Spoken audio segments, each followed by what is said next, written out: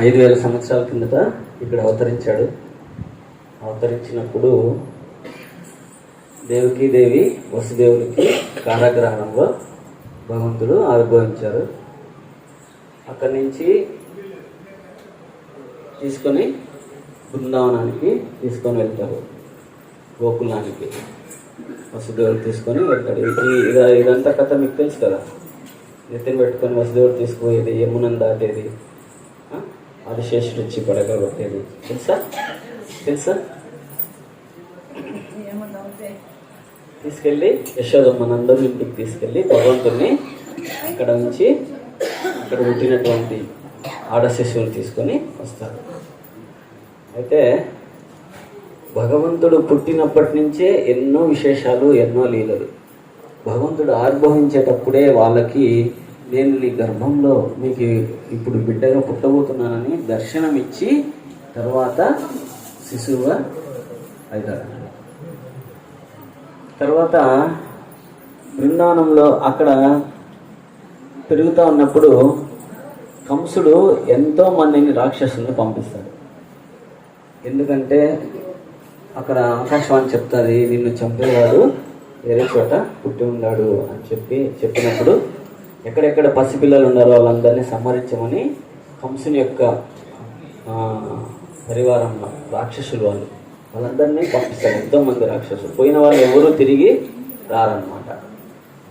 ఇప్పుడు ఏం జరిగిందంటే బాలుడుగా ఉన్నప్పుడే, శిశువుగా ఉన్నప్పుడే ఎన్నో లీలలు భగవంతుడు చేశాడు.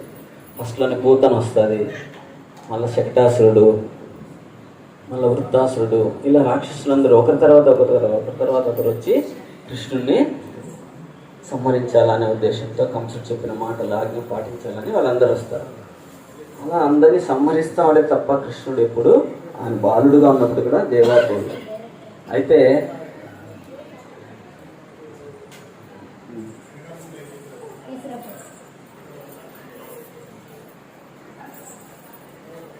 ఏం జరిగిందంటే దోగాడుతా అట్లా పెరుగుతాడు, కొంచెం అడుగులేస్తా ఇల్లంతా తిరుగుతా ఉంటాడు కృష్ణుడు.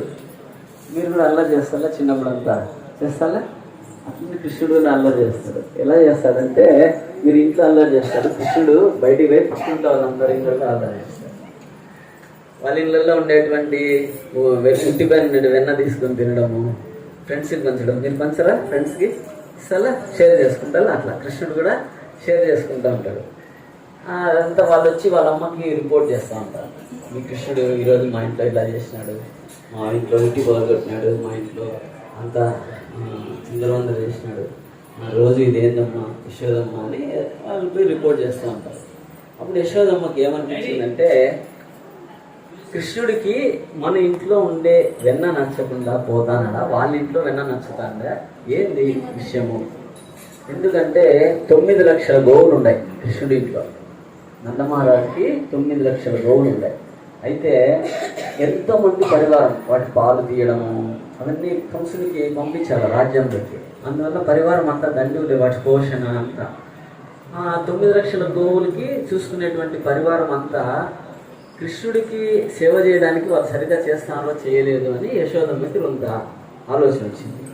ఎట్లయినా సరే నేనే కృష్ణుడికి ఈరోజు చేయాలి, నేనే వెన్న తీయాలి అనే ఉద్దేశంతో యశోదమ్మ ఏం చేసిందంటే పొద్దున్నే లేచి అందరికి పనులన్నీ అప్పచెప్పి కవ్వం నిలుపుతా వెన్న తీస్తూ ఉంది.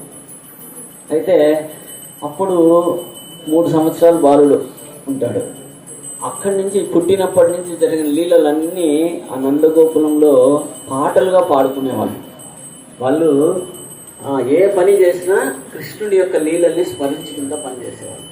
యశోదమ్మ కూడా అలానే కృష్ణుడి లీలలు పాడుకుంటా పొద్దున్నే చేస్తూ ఉంటాం. ఇప్పుడు మనం కీర్తన చేస్తాం, పాట అంటే కీర్తన, భజన.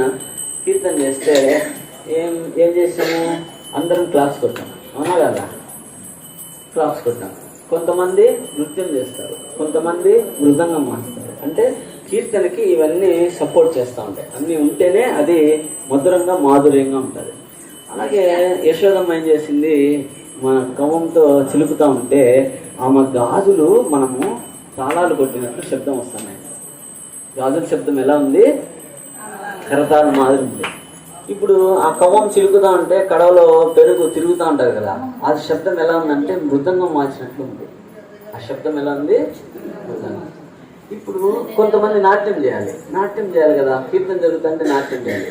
ఆమె కనుబొమ్మలు నాట్యం చేస్తున్నాయి యశోదమ్మ. అలా లీనమైపోయి కృష్ణుడి లీలలన్నీ చేసుకుంటూ చేస్తూ ఉంది. వెన్న చిలుకుతా ఉంటే పిల్లవాడు లేచాడు.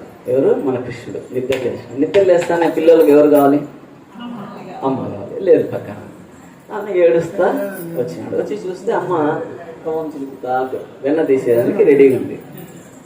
అయితే కృష్ణుడు వచ్చి అమ్మ చేసే పని ఆపి తనకి పాలు ఇవ్వాలి ఇప్పుడు.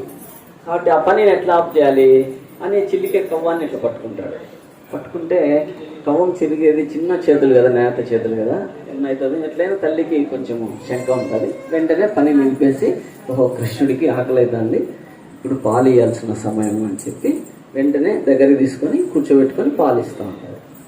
కృష్ణుడికి పాలు ఇస్తూ ఉంటే లోపల పొయ్యి మీద కొన్ని పాలు కాగబెట్టుతూ ఉంటే అవి పాలు పొంగిపోతాయి. వెంటనే చూసింది, పాలు శబ్దం వస్తాయి కదా పొంగితే, ఓ పాలు పొంగిపోతాయి అనేసి కృష్ణుడిని పక్కన పెట్టి ఆ పాలని దించి రావడమా మంట తగ్గడం ఏదో వచ్చేస్తాం మనం, అవునా కదా. అలా పాలని పొంగుతూ ఉన్నాయి కదా, దాన్ని తీసి పెడతామని కృష్ణుడిని పక్కన పెట్టి అమ్మ లోపలికి పోయింది యశోదమ్మ లోపలికి వాళ్ళకి కృష్ణుడికి కోపం వచ్చేసింది. అదే నా పని కన్నా అమ్మకు పొయ్యి మీద పాలు ముఖ్యమా, నాకు పాలు ఇచ్చేది నిలిపేసి అక్కడికి వెళ్తాదా అనేసి అంత రాయి తీసుకొని సిల్కే కవ్వము కుండ ఉంది కదా అది పగలగొట్టేస్తారు. పగలగొడితే ఏమవుతుంది? ఇప్పుడు అంత వెన్నంతా కింద. ఒక తప్పు పని చేస్తే మీరు ఆడుంటారా? అమ్మ ఒక పని చెప్పింది, దాన్ని మీరు చెడగొట్టేస్తున్నారు. ఇప్పుడు ఏమంటుంది అమ్మ?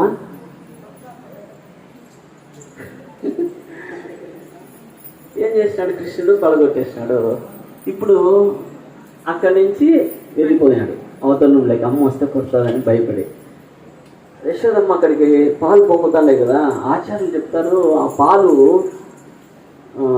9 లక్షల గోవులు ఉన్నప్పటికీ 9 గోవులు చాలా స్పెషల్ గోవులు. ఆ గోవులు ఇచ్చే పాలు చాలా సువాసనతో మాధుర్యంగా ఉంటాయంట. అవి కృష్ణుడి కోసమే సపరేట్గా తీసి కాంచి దాని వెన్న ఆ పాలు కృష్ణుడికి ఉపయోగిస్తారు రోజంతలో. ఇప్పుడు ఆ పాలు పొంగిపోవడంలో కృష్ణుడికి మళ్ళీ తక్కువ అవుతాయి కావాలి. అది యశోదమ్మ చేసినటువంటి ఆలోచన. తప్ప కరెక్టా? అది తప్ప కరెక్టా? కరెక్టే. కానీ కృష్ణుడు నాకు పాలిచ్చే పనిష్మెంట్ అక్కడికి పోయింది అని గొప్పని ఇది బాగుంటుంది. ఆ పాలు అనుకుంటానే అంటే ఆచార్యులు చెప్తున్నారు మేము ఉండేది కృష్ణుడి కోసమే. అయితే కృష్ణుడు మమ్మల్ని తీసుకోకుండా, మమ్మల్ని స్వీకరించకుండా వాళ్ళ అమ్మ దగ్గర పాలు తాగుతున్నాడు. అయ్యో మా జీవితం ఎందుకు ఇంకని పొంగి పొయ్యిలో పడిపోతాడంట. ఆత్మహత్య చేసుకుంటాడంట. పాలు పొంగితే పొయ్యిలేకే కదా పోయేది. వాటి భావన అలా ఉందంట. సరే ఇంకా పొంగి పొయ్యిలో పడే మూమెంట్లో యశోదమ్మ లేచిపోయింది కదా. లేచిపోతా అంటే అరే ఒక శుద్ధ భక్తురాలు కృష్ణుడికి సేవ చేసుకుంటా అంటే మేము డిస్టర్బ్ చేసినామే, మా పొరపాటు, వైష్ణవ ప్రార్థన మళ్ళీ లోపలికి పోతానండి పాలు. అర్థం కదా. మనం చూడండి పొయ్యి కాడికి వెళ్ళి కొంచెం మంట తగ్గిస్తానే పాలు మళ్ళీ లోపలికి పోతాయి, పైకి వస్తాయి, లోపలికి పోతాయి. ఇది ఆచార్యులు మనకు తెలియజేస్తారు. అంటే ఆధ్యాత్మిక ప్రపంచంలో ప్రతి దానికి చైతన్యం ఉంది అని. సరే అమ్మ అక్కడ ఏదో చేసేసింది, పాలు పక్కన పెట్టేసి వచ్చింది. చూస్తే అంతా పగిలిపోయింది. కుండలో వెన్నంతా కింద పోయింది. అరే ఎవరు చేసినారు? కోతులు వచ్చి చేస్తే శబ్దం వస్తాయి. శబ్దం రాకుండా కుండ బయలుపోయింది. ఎలా బయలుపోతుంది అని అలా ఇలా చూసింది. ఎవరైనా తప్పు చేస్తే ఏదో ఒక కీ వదిలేస్తారు, ముందు దొరుకుతారు చోట చూస్తాంటారు. ఇన్వెస్టిగేషన్ వాళ్ళు అన్నీ అబ్జర్వ్ చేస్తారు, అవునా కదా. కృష్ణుడు కూడా దొరికిపోయినాడు. ఎట్లా దొరికినాడు తెలుసా? ఆ వెన్న తొక్కుంటా పోయినాడు. వెన్న తొక్కుంటే ఇంకా దొంగ ఏడుండేది ఎట్లా పోయింది తెలీదా? అడుగులు పడినాయి. మనం కూడా కృష్ణాష్టమి చేసినప్పుడు ఇంట్లోకి అడుగులు వేసుకుంటూ వస్తామే, బొమ్మలు ముక్కు ఇట్లా కృష్ణుడు భాగాలు వేసుకుంటూ వస్తామా. అక్కడిది అప్పుడు జరిగినటువంటి క్రియలో మనం ఇప్పుడు అది చూస్తాం అన్నమాట. అది చేసుకొని కృష్ణుడు మా ఇంట్లోకి వస్తాడని మనం భావిస్తాం. ఇప్పుడు ఆ అడుగులు వేసుకుంటా పోయినాడు కాబట్టి ఎరువులో పోయింది తెలిసిపోయింది. వెంటనే అమ్మ ఆడిపోయింది. చూస్తే ఆడింకేం చేస్తున్నాడు బీభత్సం. ఒక చక్కెర రోలు ఉంటే అది బోర్డు ఇచ్చి పెట్టిండాడు, దానిపైకి ఎక్కినాడు కృష్ణుడు. ఒక చోట ఉంటారా మీరు? హరిబోల్ చైతన్య ఒక చోట ఉంటావా?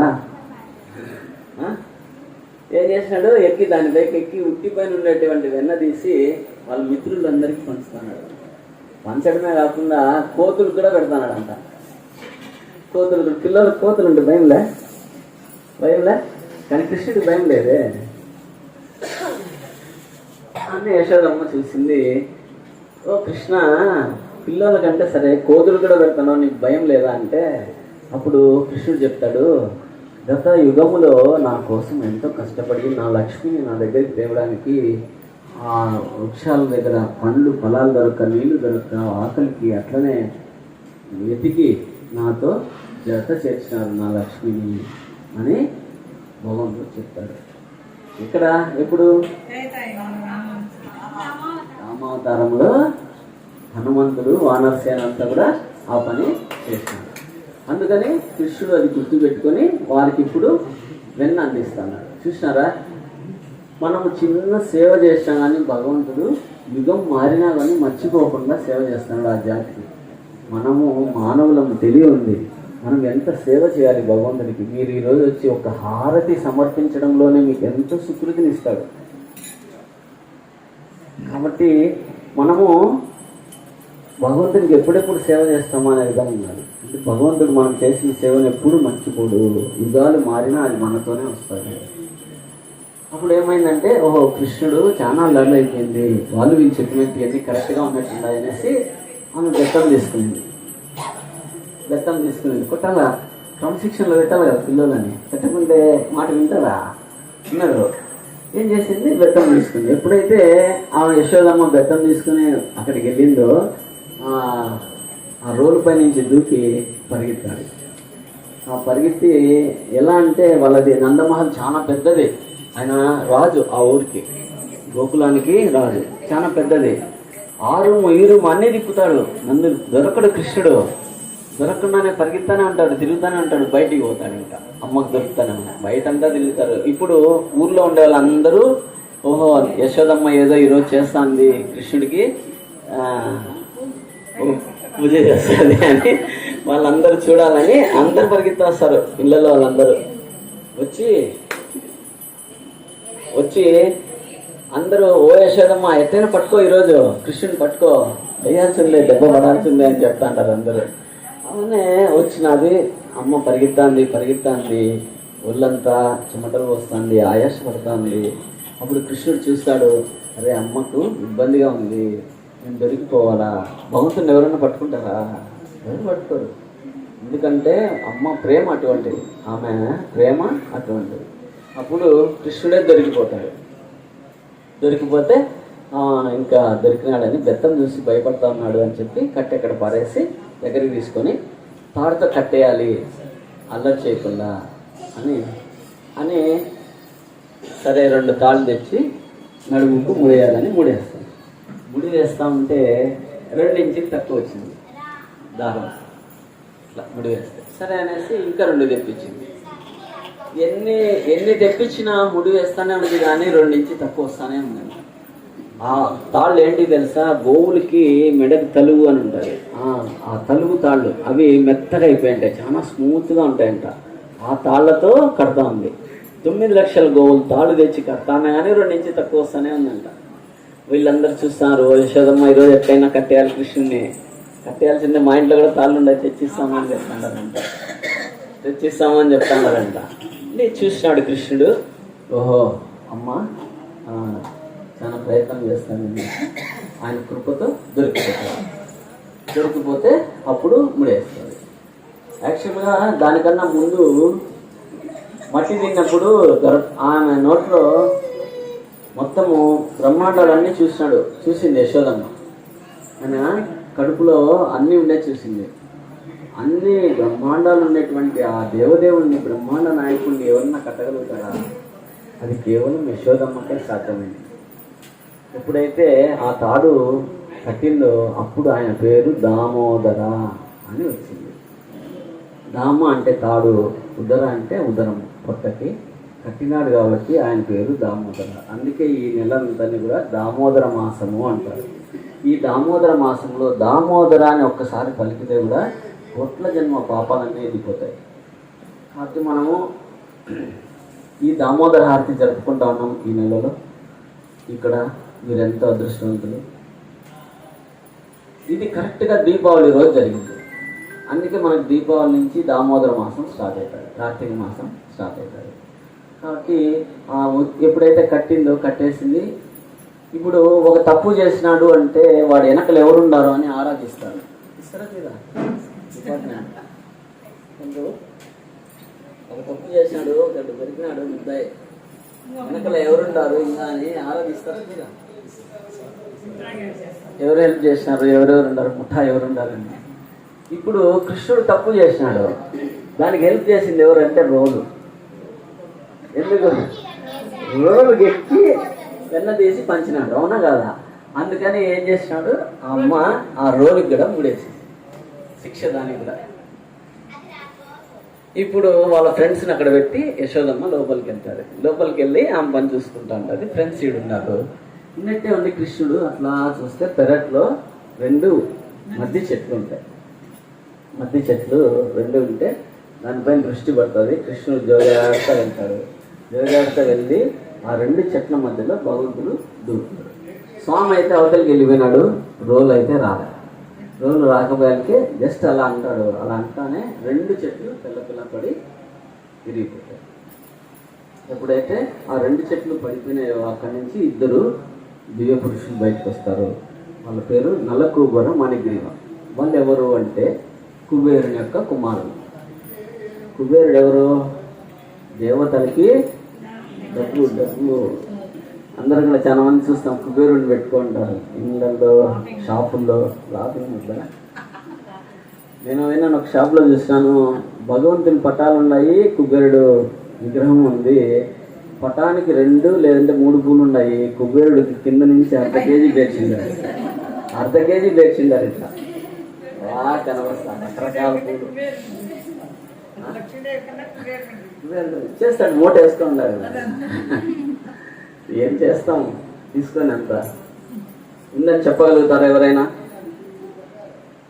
మీరు పెద్ద కోటీశ్వర్లండి, ఒప్పుకుంటారా? అబ్బా నా దగ్గర ఎక్కడ ఉంది, నేనేం కాదు, అవునా? మీరు మంచి తెలివిల వాళ్ళు. మీకేం తెలియదు, మీకు తెలియలేదు, నాకు తెలియలేదా? నేను దానికి కోపం వస్తుంది చెప్తాను.